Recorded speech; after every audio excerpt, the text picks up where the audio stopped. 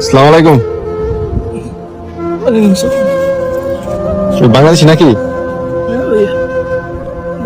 আপনি এত রাত্রে বসে রয়েছেন? এই তো ভাইয়া, থাকা জায়গা নাই, থাকা জায়গা নাই। আজকে অনেকদিন হয়েছে বাইরে বাইরে ঘুরতেছি। আমি আজকে 3 মাস হয়েছে সৌদি আরবে আসছি। দালালে আইনা আমারে কাজও দেয় না, কিছু না। এক জায়গায় কাজও গেছি, 1 মাস হয়েছে কামের টাকাও দেয় না। এখন একজনের রুমে থাকতাম, খাইতাম, বার করে দিছে ভাইয়া। এতদিন আমি রিয়াতে ছিলাম, এখন চলে আসছি এখানে।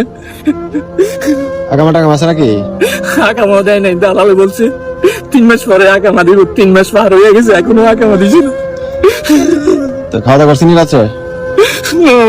দেখো, আমার কাছে 5টা টাকা ছিল, তুই সকালে কি খাবো?